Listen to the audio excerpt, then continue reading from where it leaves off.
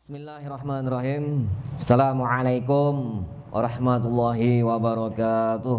Waalaikumsalam warahmatullahi wabarakatuh. Alhamdulillahirabbil alamin. Wa bihi nasta'inu ala umuri dunya waddin. Asyhadu an la ilaha illallah wa asyhadu anna Muhammadar Rasulullah. Qalu subhanaka la ilma lana illa ma 'allamtana innaka antal alimul hakim wa la haula wa la quwwata illa billahil aliyil azim. Allahumma shalli wa sallim ala sayyidina Muhammad wa ala alihi wa sahbihi wa zurriyyatihi wa ummatihi ila yaumiddin. Amma ba'du. Kemarin sudah tentang Allah Subhanahu wa taala itu bersifat kalam dan mutakallimun. Maka kita menyambung pengajian kita terdahulu. Amalan daripada sifat kalam dan mutakallimun adalah salah satunya adalah memakai daripada kalam kita ini, lisan kita ini, amalan mutakallimun, bahwasanya senantiasa ia banyak membaca Al-Quran dengan khusyuk dan dengan hormat dan dengan takzim, dengan tajwid.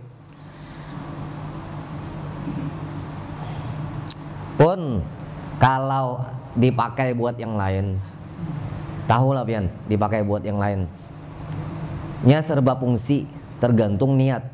Innamal a'malu binniyat wa innama likulli imman nawa. Seseorang itu akan mendapat sesuai apa yang diniatkannya. Jadi bukan hanya sekedar syifa itu penyembuh Quran tuh, tapi sebagai petunjuk huda. Dan kalau orang-orang yang banyak mengaji ini kadang-kadang dipakai buat yang lain. Sebagai contoh, ada orang yang berdagang, dipakainya buat berdagang ayat Quran. Kalau secara umum mengamalkan daripada hadis Nabi, banyak yang membaca surah Al-Waqiah ya. Baca surah Waqiah. Tujuannya supaya murah rezeki. Ada lagi yang pakai ilmu hakikat, padahal makna bahasa Arabnya kada sama.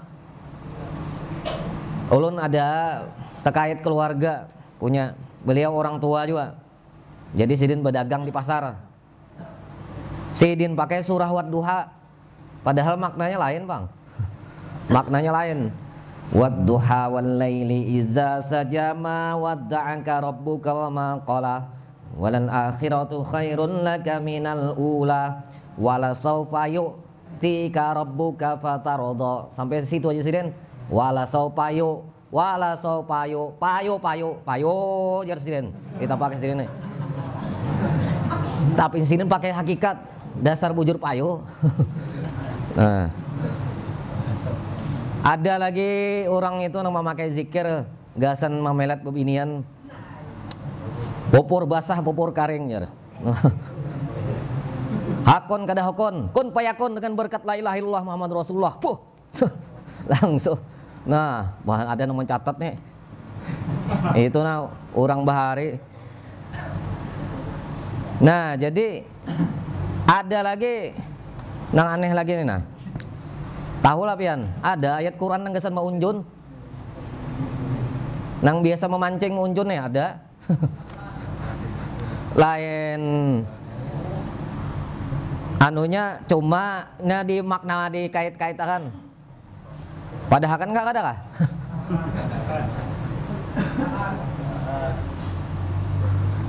Ada nang mengunjun memakai surah Al-Anfal ayat 17. Wa ma ramaita iz ramaita walakinallaha rama waliyubliyal mu'minina minhu balaan hasana innallaha samiun alim. Wa ma ramaita iz ramaita, dan bukanlah engkau yang melempar ketika engkau melempar, tetapi Allah yang melempar. Nah lalu jar apa namanya hibak bakul. Sebenarnya ayat ini lain asbabun nuzulnya. Cuma di masyarakat itu ada gurunya juga nang mahuluakan, nang meijazahkan nang ini ada juga. Ada lagi yang memakai buhan belajar pernapasan tenaga dalam nih, nah ini ayatnya, tahu lah Bian? Sambil dilatih-latih napas. Bukanlah engkau yang melempar, melainkan Allah yang melempar. Tarik napas, tarik, ya gurunya. Nah, jadi multifungsi ternyata bukan hanya yang sesuai makna dan artinya, tetapi di masyarakat dan memang ada yang guru-guru yang mengijazahkan seperti itu. Iya. Lalu dipakai orang, kadang-kadang pakai ilmu hakikat juga. Dihakikatakan ini anunya apa, nun apa, turun nanggasan murahan beranak. Padahal maknanya lain juga. Wal qalami wa ma yasturun, turun ya rekam. Nah, jadinya tergantung zikir, doa dan kalimat-kalimat kalam itu memang kadang-kadang ada dikabulkan. Dikabulkannya antara dua.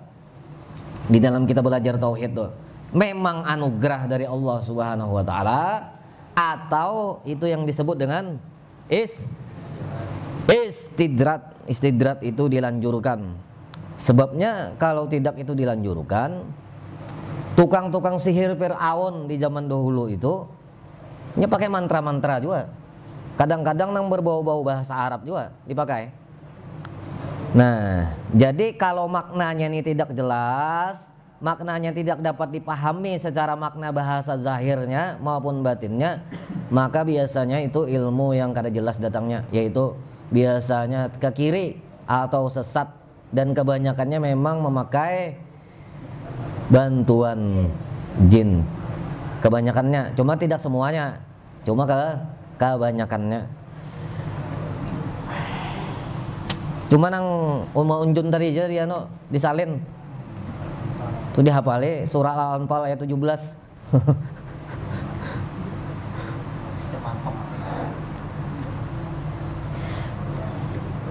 Bagusnya di dalam sini ada kolam nyobang lah supaya supaya tak kurang juga anunya. Usulakan kena olah kolam gasan Maunjun. Bah orang nang bobohan Maunjun tuh tahan sampai seharian semalaman kada bebulikan. Nah, jadi salah sifat kalamun dan mutakalimun ini berkata-kata mustahil kelu wa kalamallahu Musa taklima, dan berkatakan Allah akan Nabi Musa akan sempurna kata adanya. Itu semalam ini adalah sifat Allah.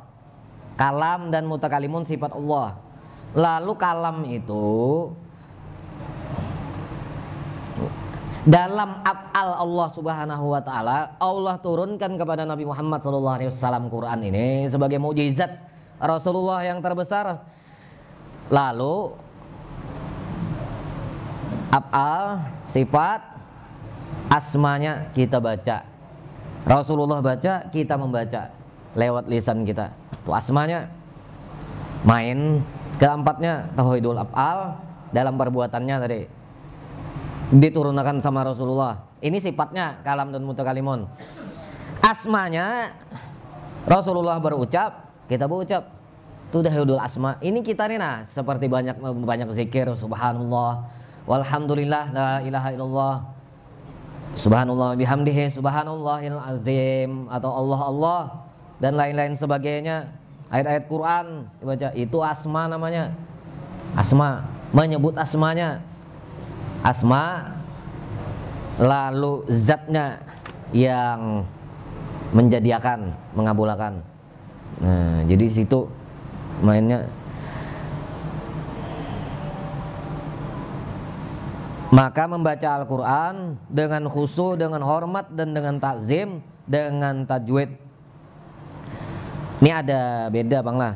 Di sini ada bacaannya nah, bukan dengan adu baca qiraat adanya. Ini tentang bab tauhid. Memang biasanya kalau ulama-ulama tauhid itu tidak senang, tidak suka seperti berlomba-lomba tuh. dilombakan. Tapi dalam hal bermasyarakat, dalam syariat, dalam syiar, ya tidak apa-apa. Ini kan kayak kita di sini surah Yasin dilombakan, Asmaul Husna, MTQ orang di luar sana, itu syiar. Tapi kalau khusus ulama tauhid, biasanya ini kan makanya ada di dalam sini, bukan dengan adu baca qiraat adanya. Nah ini sebagai pemahaman aja. Bila ikut ulama tauhid dan ulama-ulama yang ahli dalam ilmu ikhlas dan ketuhanan, biasanya tidak senang dengan lomba-lomba seperti itu. Maka hanya disuruh Quran itu dibaca dengan khusyuk, dengan hormat, dengan takzim, dengan tajwid, dengan sebaik-baiknya. Supaya apa? Supaya rahmatnya turun, supaya berkahnya turun, supaya anugerahnya turun dengan sempurna, terasa, dan di akhirat Quran itu akan menjadi syafaat bagi kita. Kita ini membacanya, nah di akhirat kena memberi syafaat dengan kita. Tidak ada lagi yang dapat menolong kita. Duit kita itu nah tidak bisa menolong kita.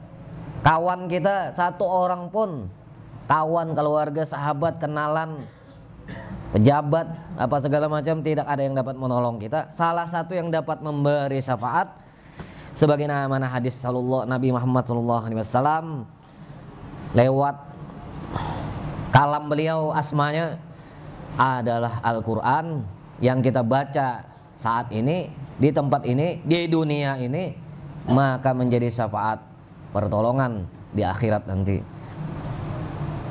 Selain pahala berkah itu yang lainnya, namun di dunia ini dapatnya kalau memang benar-benar aja ikhlas, terasa tenang, damai, modelnya tuh tidak galau, tidak resah gelisah. Kenapa kita galau kemarin? Karena ada macam-macam di dalam kepala kita nih, di dalam hati kita, pikiran kita, jiwa kita. Bila hanya ada Allah dan Nabi Muhammad SAW di dalam sini, dari Allah Subhanahu Wa Taala, la ilaha illallah Muhammad Rasulullah di dalam sini, dan dapat dipastikan hilang tuh galaunya. Kenapa jadi galau? Karena ada dunia. Itu sudah rumusnya. Salah satunya mengamalkan sifat kalam ini secara zahirnya dan di dalam batin kita. Maka kalam dan mutakalimun akan berefek dalam hidup kita. Paling tidak langsung saat ini terasa modelnya benar-benar rasa tenang, damai. Kan ini kalamullah nih, kalamullah. Ahlul Quran itu sekali lagi adalah keluarga Allah Subhanahu Wa Taala, keluarga Allah. Nah jadi ini tergantung niatnya tadi. Bila niatnya nih ikhlas lillahi ta'ala aja, ilahi anta maksudi aja, maka yang didapat adalah sesuai yang diniatakan.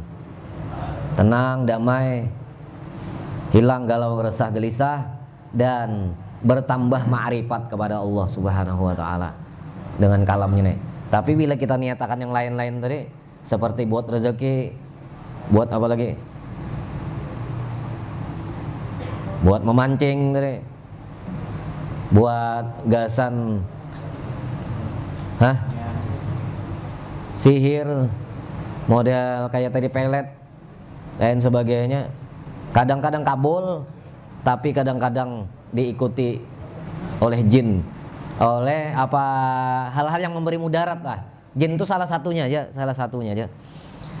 Dan sudah ulun lihat sudah orang-orang yang bisi ilmu-ilmu kayak itu akhirnya memang waktu sekarang masih dipakai. Cuma ke akhirnya nanti baiknya sudah sadar dapat petunjuk atau nanti sudah tuanya itu pasti minta buangi.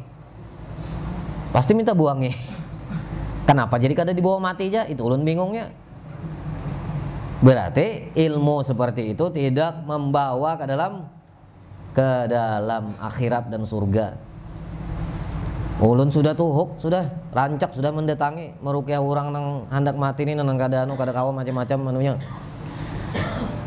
Pasti dibuangi. Nang ulun heran nih kan capek nih. Uyuh kalau nih. capek mengaji ilmunya itu, kenapa jadi dibuang?